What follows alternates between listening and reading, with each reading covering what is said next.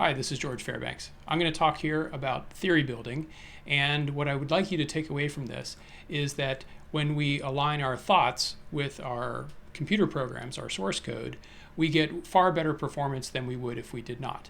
And there's a corollary to that, which is if I focus exclusively on the source code and I don't have a big idea, a big theory in my head, well, that isn't any good either. We're not going to get really great performance.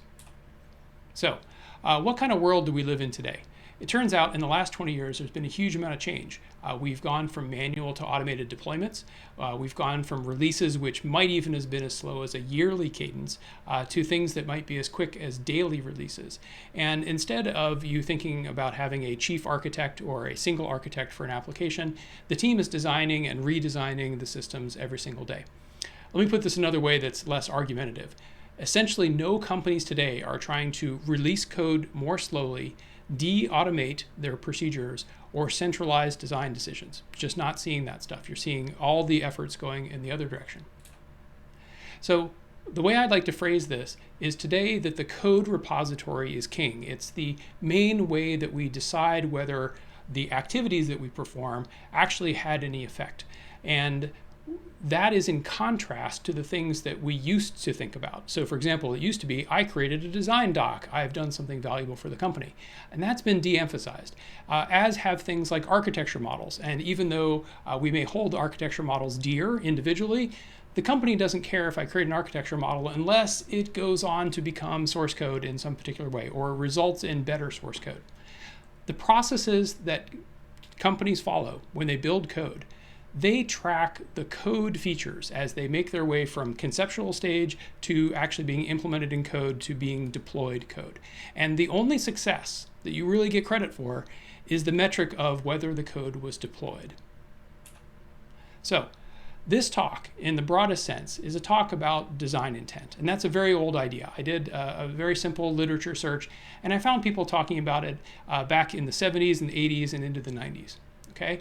But there's a difference between what this talk is going to be referring to and the older idea of design intent. Let me try to explain what's going on there. Today, a computer programmer is staring at code all day long. Their actual cognition, their ability to think clearly about what the system is doing, is connected to them being able to stare at the code and being able to think bigger thoughts and come to better conclusions because they're staring at the code. And what's more is that the way that programmers communicate with each other is via code. Just like I might communicate with you by giving a talk or a presentation, or I could write an essay and you might read it. That's another way of communication. Programmers are communicating with each other on the team via the source code. So when we think about the older idea of design intent, it was, I thought of some design, I came to some conclusions that it was a good idea, and the source code became the final expression of all of those thoughts that finally resulted in that source code. And I want to contrast that with code as being an active partner on a day-to-day basis, on an hour-by-hour basis, even down to fine-grained things like my thinking about what's going on in the moment. It is a partner in your thought. So in that sense, the cognitive task that we used to think about as, yes, you should express design intent in code, has become a different cognitive task. The code is carrying a different kind of burden. I've been using the expression, the code is your partner in thought, and this diagram on the right is going to carry throughout this presentation. I'm going to explain what each of the parts mean. I have a cognitive model of what software development entails that involves three parts: theory building, extended and distributed cognition, and situational awareness. All those three parts map onto this diagram, and as we move through this, you'll be able to understand what I mean by each of those things. Once you two share my cognitive model of what's going on here, I think we'll all be able to look at this problem a little differently, and we'll be able to see how we can improve things. So first, let's talk about theory building. One of the problems with talking about software architecture is the examples are too large to fit on a page. So I apologize that this is not a traditional example in the software architecture sense, but it's particularly good at explaining how a theory comes to be, how you build it, and how programmers would work with it. So here's the example.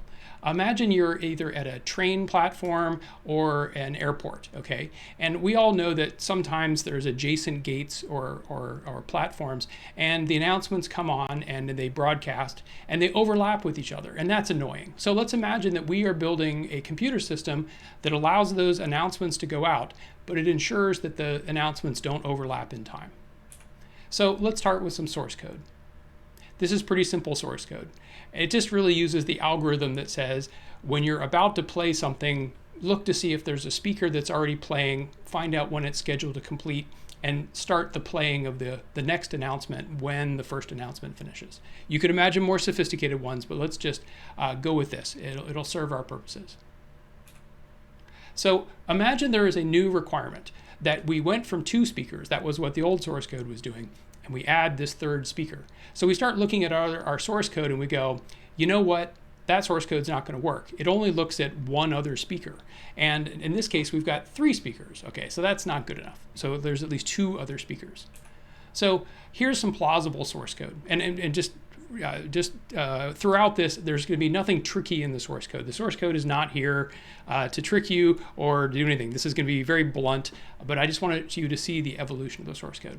So again, here's some plausible source code that says if you have 3 speakers, you need to look at the other speaker and the 3rd speaker and look at which one is the farthest in the future, and you can play the announcement at that time. Okay, so seems like a reasonable algorithm again. But when I, as a computer programmer, look at code that handles 3 instances, my immediate jump is to n. What if there were n speakers rather than 3 speakers? So what I'm tempted to do is have a collection called all speakers. And that way I can generalize beyond just 2 speakers or 3 speakers. I can do 14 speakers. It doesn't really matter. Okay, so the code here is getting each speaker's n time and taking the maximum of all of those. But then something interesting happens. After I've written this code and I take it back to the person who gave me the requirement, they tell me something a little bit surprising. It turns out that 3rd speaker is not adjacent to the first 2 speakers. It's in fact far away. Maybe it's on a different floor of the airport or the track is sufficiently far away that I don't have to worry about its broadcast interfering with the first 2. Oh, look, what have I done? I've gone down this whole path of making the algorithm more complicated and generalizing the algorithm only to find out that that wasn't what I needed. So let's go revise things. I'm going to stick with this general algorithm because I still like the idea of generalizing, because if there's 2 speakers today, at some point I'm going to have 3 speakers that are interfering with each other. But I'm going to do a better job. Because I now know that speakers are not all adjacent to each other, they have some distance away from each other, I'm going to encode the idea that the distance the speakers are far apart from each other, how far apart they are, is important. So I create a variable that's not very well named. I call it my speakers, and I select all the speakers that are less than 20 meters from each other. Okay, and then I run the same game plan as I had before, which is I take all of my speakers and I get the end time. And the idea is for the collection of speakers that are relevant, my speakers, I find the last announcement and I play after that. So far, so good. Now, the thing is, though, there's a little bit of code at the top and it's using a lambda expression, and 20 is just sort of stuck there in the code. It's a magic number. So we can do a little bit better. As I look at this, I realize I'm not expressing myself very well. So the first thing I do is I express the idea of interference, because when I was speaking about it, I talked about 2 speakers interfering. When I got the requirement, I heard about 2 speakers interfering. But someone looking at the code would not have access to that previous conversation or my speaking right now. So let's go in the code, and instead of saying my speakers, let's say interfering speakers. Now imagine you read this code. You can immediately jump to the conclusion like, oh, I see what this code is trying to do with this collection of speakers, as opposed to my speakers, which is really not much. It doesn't say much beyond there is a collection of speakers that I haven't told you what's special about them yet. Now, the second problem here is that we had that magic number 20 in there. And I'd used the number 20 as two speakers that are 20 meters away probably don't interfere with each other. Who knows where I got that heuristic? Okay, maybe I made it up. But the point here is I've now encoded that. I've made a constant called safe distance. And when someone reads this code, they go, oh, I see what George was thinking. He's looking for interfering speakers. Interfering speakers are those that are less than 20 meters away from each other. Okay, so I've got the heuristic baked into the code. What I'd like you to think about as we've just done this is that we have slowly but surely built up an understanding of this small little problem and how to express it as code. And I want to connect you with Peter Naur's essay from 1985. And this is how it starts, and I just love this. It says, programming properly should be regarded as an activity by which the programmers form or achieve a certain kind of insight, a theory of the matters at hand. The suggestion is in contrast to what appears to be a more common notion that programming should be regarded as a production of a program and certain other text. Let me just sort of break down that second part. In the first part, he's saying programming should be thought about as programmers figuring out a theory of how things work. And in the second part, he says, you know, there's some people that disagree with me, and they think it's programmers typing on the keyboards creating programs. That is the essence of computer programming. Now, Peter Naur based his ideas and his language here, theory building, based upon a philosopher named Ryle. And Ryle wrote an essay talking about what does it mean to actually know something. And he distinguished knowing how from knowing that. So for example, I might know that 2 times 2 is 4, but I might know how to do multiplication. Okay? And I want to contrast what's being talked about here with today's processes that focus on continually delivering customer value. When I think about continually delivering customer value, you could imagine either using Peter Naur's idea by which the programmers come up with a theory, and that the primary contribution that they're doing is they've been given this problem that's slowly evolving over time, and they're coming up with an explanation. They encode that explanation as source code, sure, but the really important part is the figuring it out in their head. And I want to contrast that with perhaps somebody sitting next to you or somebody else giving another talk that would say, really, the delivering customer value is about typing programs that meet the test cases that get pushed in and making these things go to production. Because as soon as they get to production, that's what counts. That's what delivers customer value. So you might not be aware that we were developing a theory as we walked through this code example. So let me make that as clear as I can. Over time, our first thought was, and this is what we were given, that there are 2 speakers and that the announcements can overlap. The next thing we learned was, well, actually, maybe there are going to be 3 speakers, then those things could overlap. We made the jump, and we said, if somebody asks us for 3 speakers, we really should think about how n speakers, or an arbitrary number of speakers, could overlap with each other. Then we made very clear that the idea of distance is critical for figuring out whether there's overlap or not, because speakers that are close versus speakers that are far away might not overlap with each other. And finally, we encoded a heuristic for safe distance, which happened to be 20 meters. So what I want you to take away from this is that the theory is real. Just because it happened to evolve slowly and it occurs to be in our heads, it doesn't mean that the theory is any less real, but that we have a choice. That theory might be visible in the code, and this is where the design intent idea comes on. Our ideas might make their way into code, or they might only be in the hallway conversations, or they might have never even made it to the hallway conversations. They just happen to be some code that computes the right answer. So the idea about whether or not the theory has been created by the programmers and whether it has made its way into the code is really important. And to understand why that's the case, let's go back to the original code. So here's the original code. We had 2 speakers which had this original algorithm for preventing overlap. And one thing you may notice at this point is that since the 3rd speaker is basically a separate group, right? It's sufficiently far away that it won't interfere with the first 2 speakers. We don't need to change that code. Now just imagine that your coworker figures this out, okay? And they decide, well, wait a second, because that 3rd speaker is so far away, I don't actually need to encode anything that I just figured out. Maybe that programmer went through all those thoughts in their head that we just walked through about the end speakers, the overlap, the safe distance, all that kind of stuff. And it stayed in the head of the developer. Well, that's a much worse situation. Let me put it this way. If we leave this code behind and the original programmer who wrote it is still on the team, let's say they sit next to you, well, sure, the next time a requirement comes in or you send code for code review, you can ask them to review it, and they might tell you about the theory that has been developed that only they have in their head. But let's contrast that with the code that we ended up with, okay? The code that we ended up with stands a fighting chance of communicating the theory between software developers. Okay, the point is the readers can read this code and stand a fighting chance of recovering the design intent. Okay, so here's what I want you to remember is that the code can't express all of our theory. We understand that that's never going to happen, that some code expression of the theory is better than none. And it's way better than actively misleading code, right? If your code has a comment that's no longer true, or if your code has something that says this is a singleton when it really is not, all of those are worse than encoding a theory or not encoding a theory accurately. And finally, that we can use a style of programming, which I've called an architecturally evident coding style.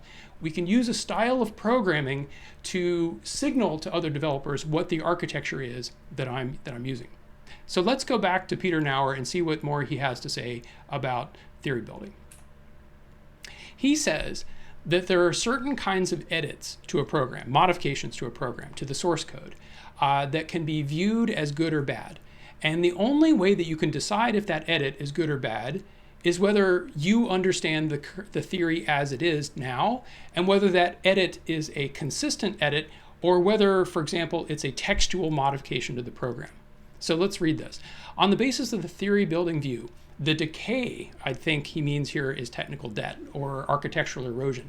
The decay of a program text as a result of modifications made by programmers without a proper grasp of the underlying theory becomes understandable. We can understand why this would happen. He says, as a matter of fact, if viewed merely as a change of the program text and of the external behavior of the execution, think test case. So you write a new test case and you modify the program and everything looks good. A given desired modification may usually be realized in many different ways. All correct. All correct, that is, from the standpoint of it passes the test that the requirements people gave to us as the acceptance criteria. He says, at the same time, if viewed in relation to the theory of the program, these ways may look very different, some of them perhaps conforming to that theory or extending it in a natural way. While other textual edits to the program, others may be wholly inconsistent with the theory, perhaps having the character of unintegrated patches of the main parts of the program. So this has been reformatted a little bit. This is directly from his essay on theory building. And when I think about what Peter Naur must have been working on, now I never got to meet him or ask him this question, but he was a guy that worked on a lot of compilers. And you can just imagine that somebody crafting a compiler could have left the code in a certain way so that the next person coming along, if the language the program is compiling happens to move in a different direction, or if a new kind of optimization needs to be added to the program, there was like a place in the source code that was ready for that. There was a way to make it consistent. That would be consistent with the theory that Peter Naur would have had and embedded inside the program. But his worry is that for somebody he couldn't talk to, that he couldn't express that theory to, and that person hadn't understood the program well enough, they might make edits to the program that look boneheaded to him, okay, that are inconsistent with the theory and why the program hangs together and how the extension should work. So these theories that I'm talking about, these are mental abstractions that are glimpsed in the code. Software architecture abstractions, all the models that we love of software architecture, I believe fall into this category of theories. But so would things that the domain-driven design guys would talk about. Models of my problem domain. Those are also theories that programmers may come to understand. So let's take a look at that diagram on the right that I told you we'd be coming back to again. The red colored sections here are meant to indicate that in the program, there's a square, a circle, and a triangle. Okay, that's the model of the program symbolically, and that that exists as I look at my monitor, and it also exists in my head. So I'm thinking about how the interfering speakers work, and when I look at the source code, I see the text interfering speakers. Okay, so I'm getting good alignment, and my working memory is aligned with what I'm seeing out in the source code. But that brings up an interesting question. What happens when I'm trying to think of one thing, but the source code isn't helping me? Instead of saying interfering speakers, it says my speakers. Or worse, it just says X or X's or some other mnemonic that does not trigger, does not help me complete that loop between the thoughts in my head and what we see in the code. It turns out there's a name of this, and it comes from the psychology literature. It's called extended cognition, and there's a bunch of examples of this. Let's try a really simple one. In your head, if I ask you right now, I could ask you to add some 3-digit numbers, like what is 1, 2, 3 plus 4, 5, 6, okay? And you might find your eyes rolling up inside your eye sockets, but as you sort of mentally figure this out, you've got enough working memory in your head to solve that. However, if I give you really big numbers, there's no way you're going to do that in your head. But if I let you write down those numbers on a piece of paper, you'll come back to me after a minute or two, and you can do addition on arbitrarily large numbers. So what's going on is that the problem that you have to solve is sort of like a computer that has to swap out its results to the external world, or maybe to longer term storage, so that it can keep working with its small amount of working memory. So programming is very much the same thing. You as a software developer, you as a programmer, in your head might be, if you're lucky, able to accurately write 10-line programs. Okay, I say, I want you to build me a program that does such and such. I think that after about 10 lines, you are going to start questioning your ability to keep that program straight in your head. But nobody gets paid to write 10-line programs. We write programs that are hundreds of lines long, thousands of lines long. Commercial programs are millions, even tens of millions of lines long. So with an IDE, with you being able to stare at the source code, you are doing that sort of swapping in and out problem. You are changing your attention to different parts of the source code, keeping a mental model of the big picture, and able to make edits to that code that are consistent with the mental model that you're keeping up. So extended cognition is the idea that human beings have this superpower, that they have the ability to solve problems that are too big to fit in their head by using an external representation. So the examples we talked about here are being able to make scribbles on a piece of paper with math, or being able to look at a computer program or use an IDE, and that helps you manipulate the bigger picture. The things that we write down or the things that we look at are called our external representation by the psychologists. So it turns out that the exact format of the external representation is critical. It's not just a nice to have, it's critical. So let's go back to the math example. Here's a good external representation for a math problem. I put it in binary because, we're computer people. So if I asked you to add these numbers up, no problem, you're off to the races. But it turns out that if I ask you to add these numbers up, they're the exact same numbers and the same putting it on a piece of paper. It turns out there was something implicit in your writing them down on a piece of paper, something that perhaps you wouldn't have remembered that you needed to tell me, of course, which is that your ability to solve this bigger problem it needs you to preserve those columns, okay? So that you can add up that 0 with that 0 and not the ones that line up slightly differently with the proportionally spaced font. Just to bludgeon this example a little bit further, I believe that you could do the math problem on the right if I let you use your 2 fingers, right? So you can sort of imagine you could use your 2 fingers and march along the 2 representations, sort of like pointers if we were to write this in a computer program where I'd have indexes or pointers into some data structure that I iterate through. The point here is that our external representations are fragile. We're not always even consciously aware of what are the characteristics that allowed me to have that extended cognition, which means we should be really worried because we write our computer programs. They act as the external representation for our thoughts that allow us to work on problems that are really big. And yet we may accidentally damage them. Worse, our coworkers may damage them not knowing. So Here's another example, and this one happens to deal with a stoplight. Take a look at the source code, and again, there's not meant to be any bugs or anything you're supposed to catch here. Just take a look at it and see what you think.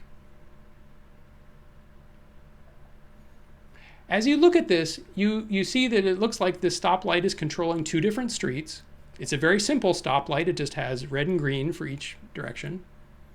And as you look at it a little bit more, it seems like it's going to let traffic flow in one direction for 30 seconds and then the other direction for 15 seconds and repeat forever.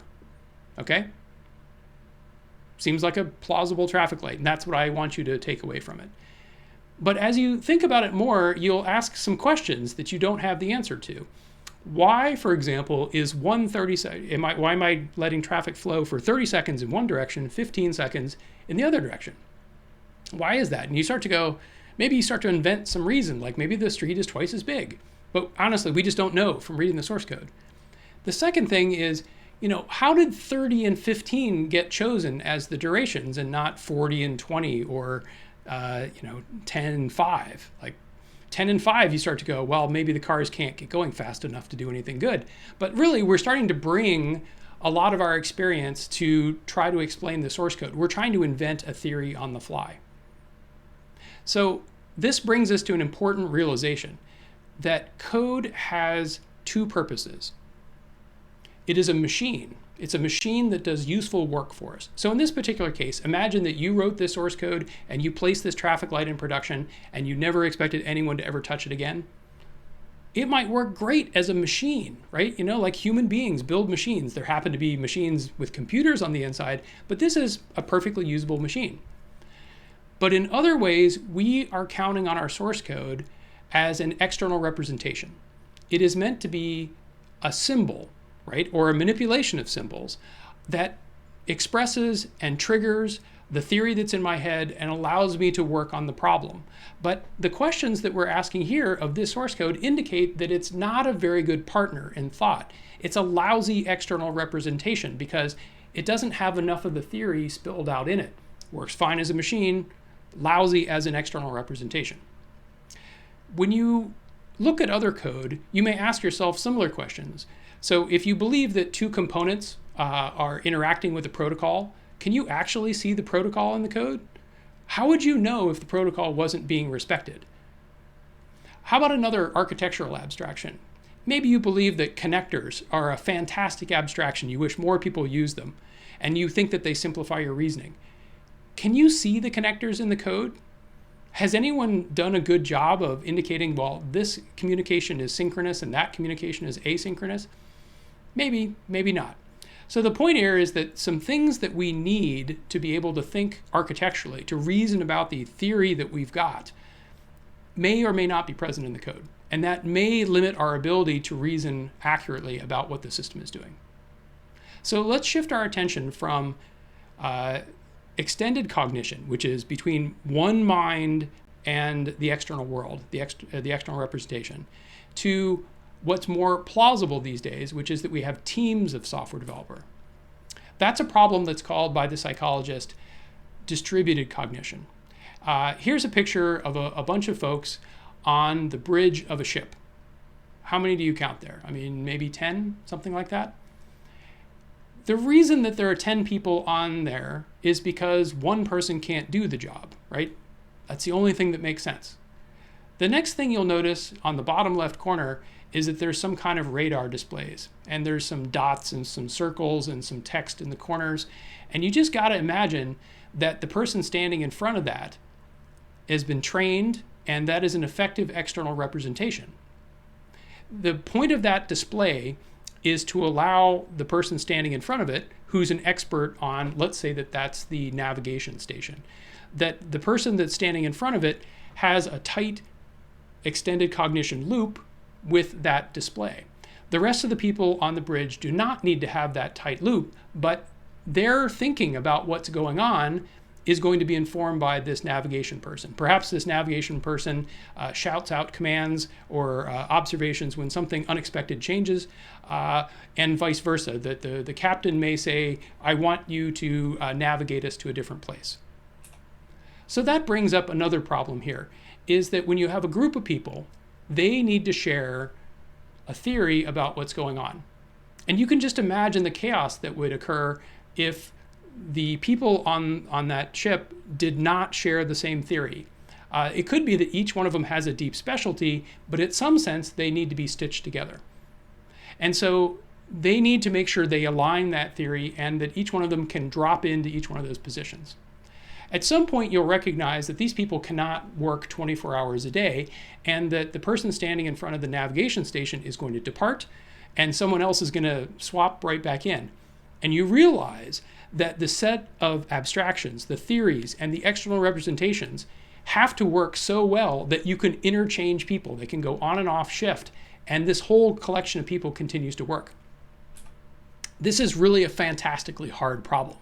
For them to succeed, it requires them to have a good, effective theory about what it means to run a ship. Okay, and I'm not good enough at that I can pretend to know what that entails. That each one of those people that have the specialties have to have a good external representation.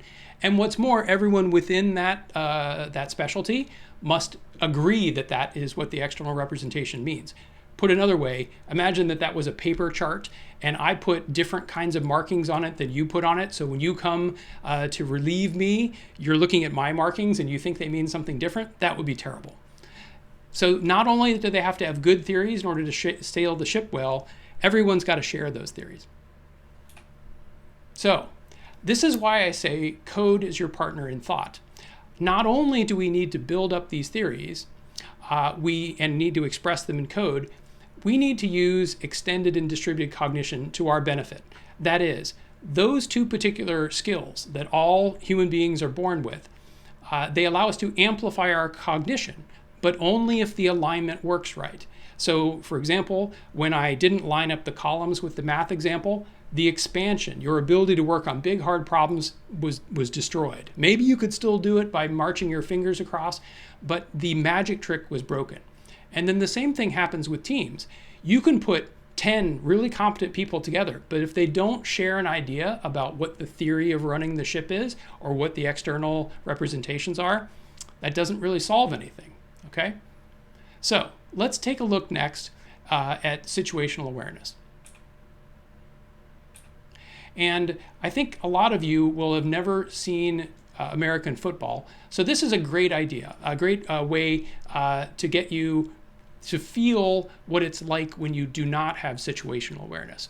What I'm showing you on the screen right now is a schematic diagram of football players. The offense is at the bottom of the screen and the defense is at the top of the screen.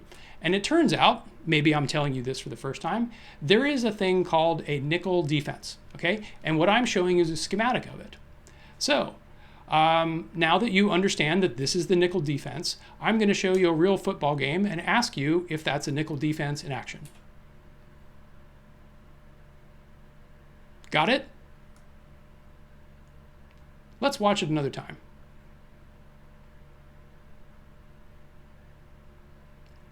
So I've got some questions here for you. Which team's formation decides on the nickel back? Do you know? Is it the offense or the defense?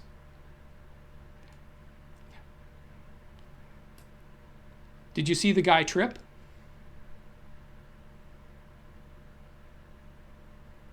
And can you tell me which teams were playing?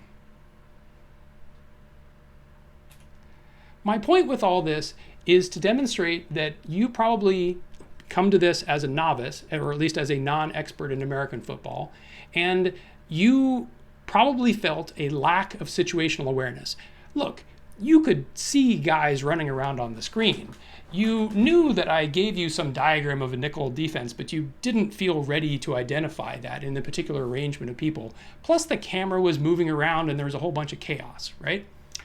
So situational awareness is a critical first step for the OODA, the Observe, Orient, Decide, and Act loop that was popularized in the middle of the 20th century for how human beings, when faced with a stressful environment, come to decide on what they do.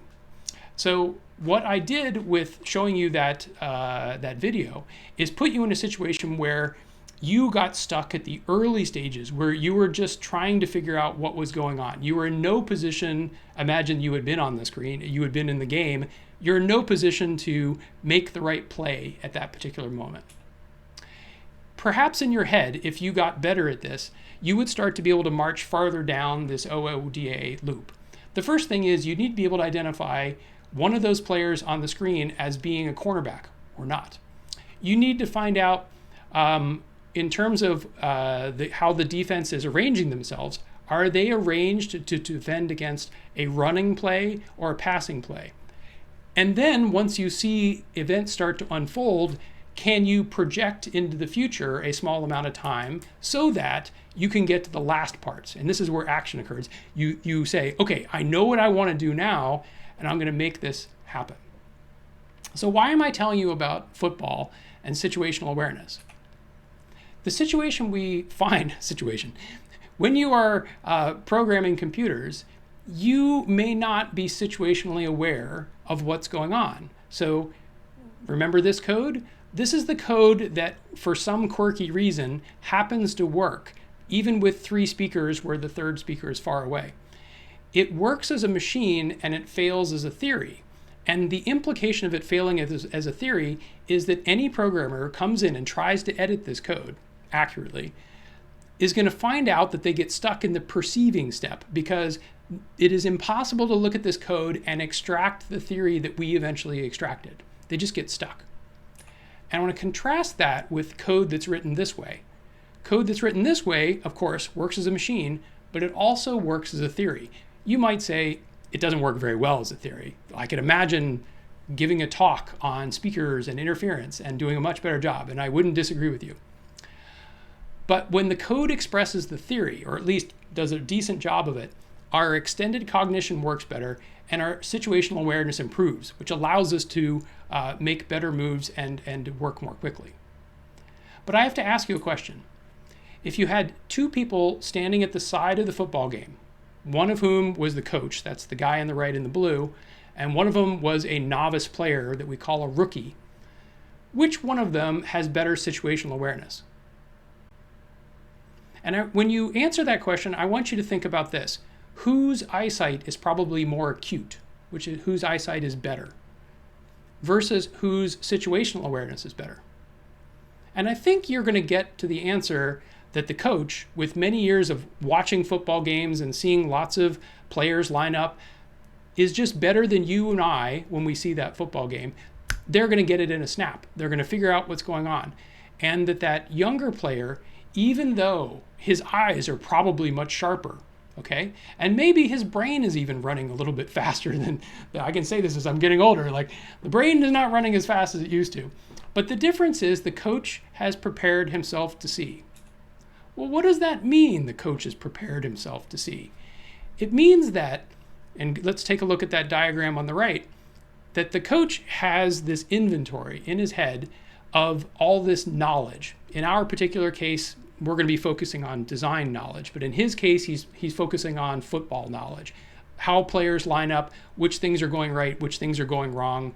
He even knows who's not in the right positions according to the standard way of running the play. So he's prepared himself to see what's going on in that situation.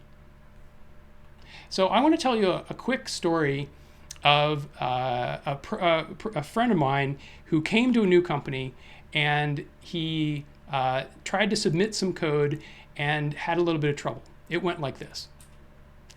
He sent some code for review to another member of the team, and it said something like, this patch uses the strategy pattern to da-da-da-da-da-da, whatever this code is supposed to be do.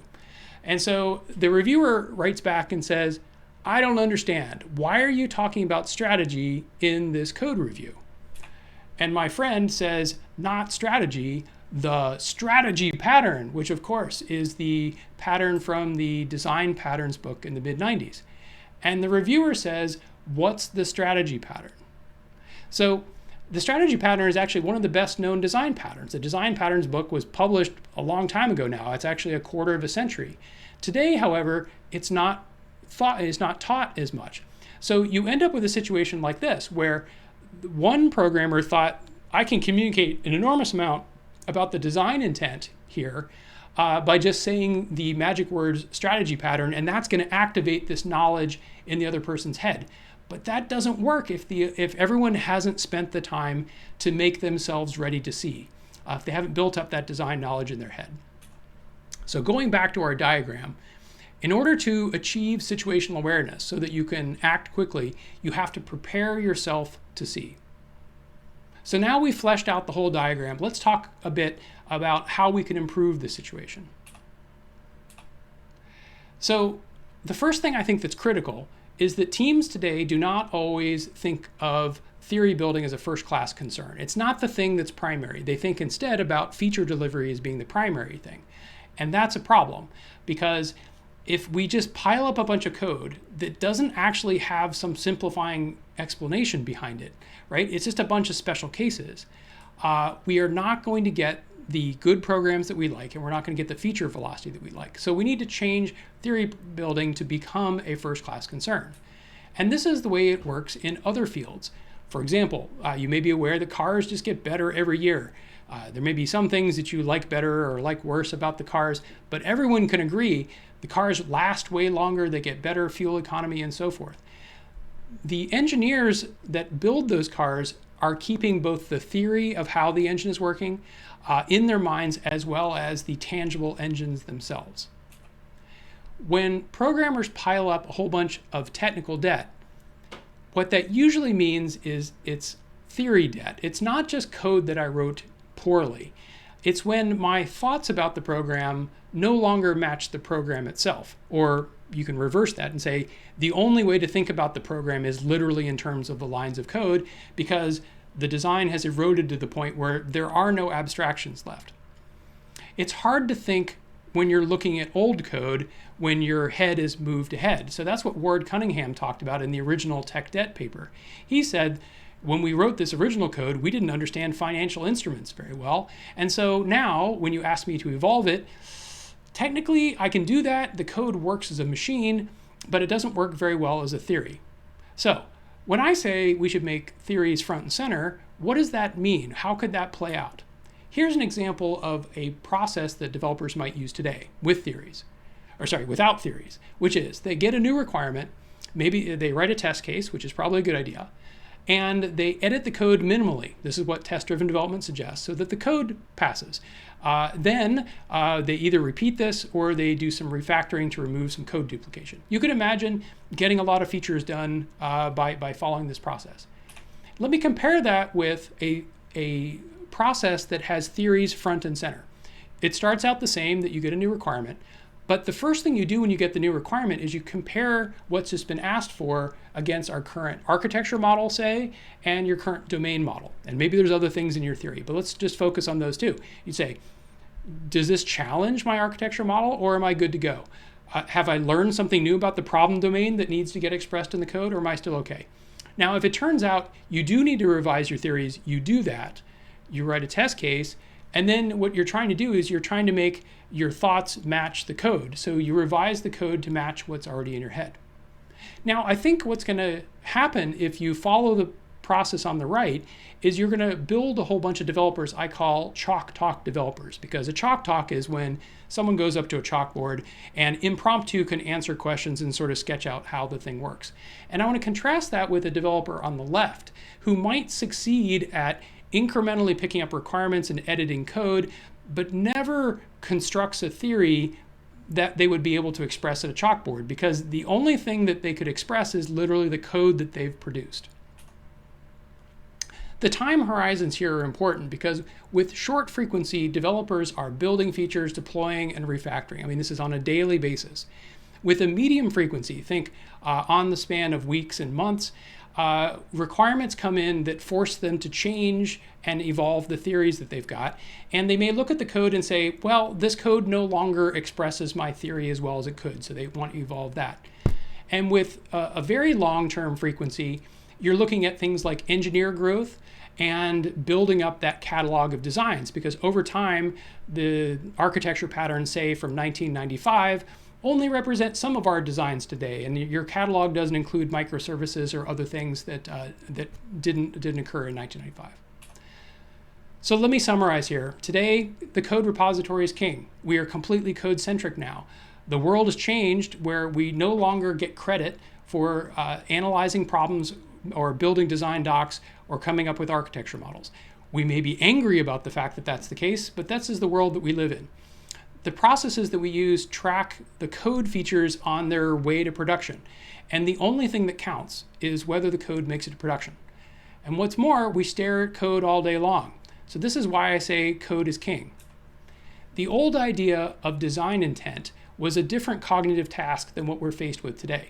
The old idea of design intent was at the end, let's say, of a waterfall cycle, that you were supposed to be expressing the source code in the clearest way you possibly could. It didn't necessarily have to do the job of encoding the bigger theory that you were trying to manipulate, because you had other ways of doing that, design docs, analysis docs, and so forth. Today, we are staring at code all day long. We are using it in an extended cognition and between the people on our team as distributed cognition. The way that I inform the other people on my team that the theory has changed is by editing the source code. In this way, code has become our partner in thought. So what I sketched out here is the idea that code is your partner in thought, that there's a cognitive model of software development that involves theory building, extended and distributed cognition, and the situational awareness by which you can see what's going on and be ready to act. And I sketched out some ideas on how we might do better. Thank you very much, and that's it for this lecture.